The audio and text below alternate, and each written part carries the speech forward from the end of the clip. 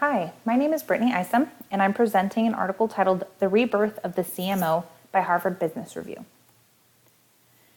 The Chief Marketing Officer role, also referred to as the Chief Customer Officer, Chief Experience Officer, and Chief Client Officer, has undergone major changes in recent years. It's no longer simply the people who do the advertising.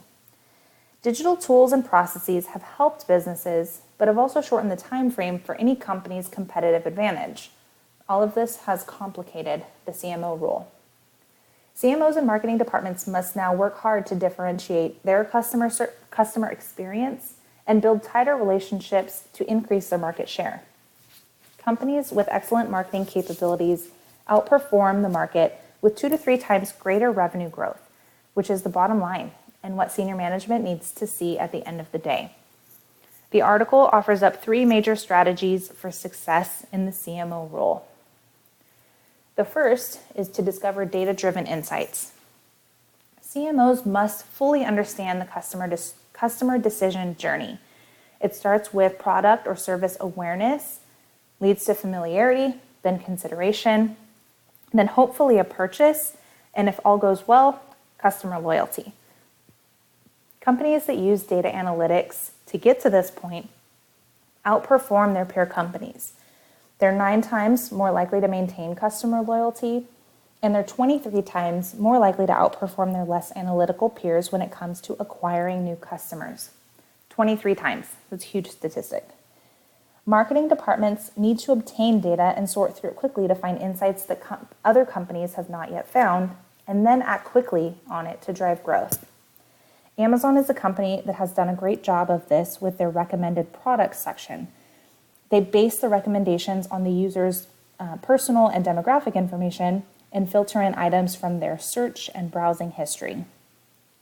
Although there are times where this product may not be what you're looking for, most of the time it's spot on.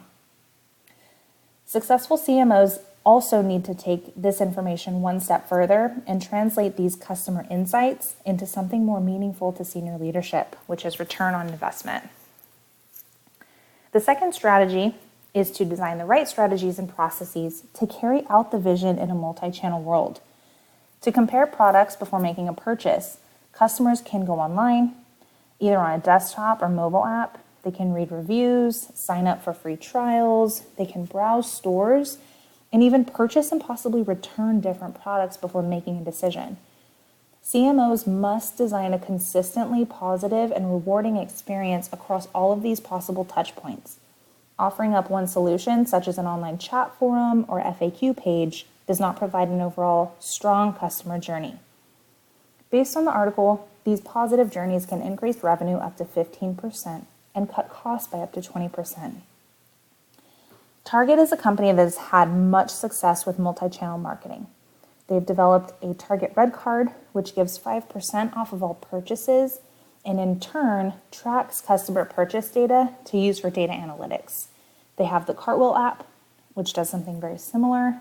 They have a convenient mobile app where you can search for products, find out where they are in store, and read customer reviews. They've also gone so far as to implement a process to ease the entire customer checkout process. This is called Drive Up, where items are purchased via the app or online on the web. An associate will bring out your items to your car while you're in the parking lot. This is appealing to parents with small children, those that have disabilities, and those that just like the convenience of not going in store. Each of these tactics has put Target's overall customer service at the top of its game. Creating tactics like this lead to successful customer journeys, which leads to a higher chance of customer loyalty and more return on investment. The third strategy is to be the glue for organizational change. All organizational changes impact the customer journey. Think about it. Customers today punish companies that do not deliver a smooth and consistent customer experience. Think of how customers respond when businesses increase prices, change the layout of the store, or update the appearance of the website. CMOs must work with other departments in the organization to ensure an overall smooth experience for customers. This includes sales teams when evaluating pricing and discounts, operations such as shipping and delivery, IT when thinking about the web experience and mobile accessibility, and HR when thinking about company culture, hiring, training, and retention. More impact from marketing benefits everybody. It's also important to note that the need to drive change from an organizational-wide standpoint has created a lot of pressure for CMOs, resulting in shorter tenures. At the time the article was written, average CMO tenure for Fortune 100 companies was 45 months. CMOs that can successfully do these 3 strategies will become more influential and powerful within the organization, which will lead to more market growth and more return on investment. To summarize this strategy, there's a quote from the article that I'd like to share with you. I think it summarizes it pretty nicely. CMOs have to be able to command the pace of change in your organization in order to keep up with what consumers are looking for and the ways in which they're interacting with you. And that last piece is the most important. The ways in which customers interact with companies is what's changed so much in the past years. It's important for CMOs to understand this and be ready to learn and keep up with these changes. In relating this back to the textbook, all 3 activities are mentioned in pretty good detail. When thinking about data analytics, there's an entire section of the textbook titled Capturing Market Insights. This highlights a firm's need to use marketing intelligence and big data to see customer preferences, wants, and behaviors. Supermarkets, banks, and retail stores are examples of firms that use this information to develop promotions and targeted advertisements. This information is crucial to the marketing department, but it can be overwhelming due to the sheer volume. CMOs must understand what to do with all of this data that the company is obtaining, and then make quick and effective decisions using that information. When thinking about hitting all customer touch points, there's a marketing memo in the book titled, What Does It Take to Be a Successful CMO? The highlight of that memo, the most important role for the CMO is to infuse a customer perspective in business decisions affecting any customer touch point. It's so important to put themselves in the customer's shoes before making any organizational change. And when thinking about organizational alignment, the CMO must connect all areas of an organization and drive culture to impact the overall customer experience. This requires vertical alignment from the CEO down and horizontal alignment among peer departments. The idea of internal or holistic marketing is presented in the textbook, and the author indicates that marketing succeeds only when all departments work together to achieve customer goals. For example, it does not make sense to promise excellent customer service if staff members are not trained or ready to provide it.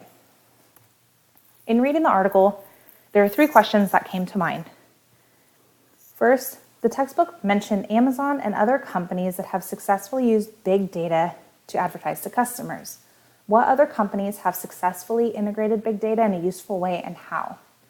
And I'm sure many of these companies have done it, and as consumers, we have no idea. Second, I noticed the article just skims the surface on the need for a CMO's soft skills such as emotional intelligence. Is there anything else missing from the article that could be crucial for success in this role? Or is it really just these 3 strategies? Finally, why is the tenure for CMOs so short? The article indicated the pressure to drive change across an organization can be too much. However, do other pillars of an organization carry this weight as well? In my opinion, the answer is yes. Other C-suite employees must feel this weight. HR must feel similar pressure to hire and train competent and friendly employees to carry out the mission of the company. And IT must have similar pressure to ensure a secure and accurate information system to support operations. And finally, my final takeaway, the role of the CMO is always evolving. The data that companies can now obtain and the ways that it can be used are continuously growing and changing. This makes the CMO role much larger and much more important than what it used to be, which was just successful advertising. CMOs must be smart and savvy with the data to use it in ways that other organizations have not, and must think like a customer when rolling out new marketing tactics. Also, while it is just one department, marketing touches every other department in the organization. CMOs must know how to work collaboratively and cohesively to bring all departments together to become a driving force in the industry. Thank you.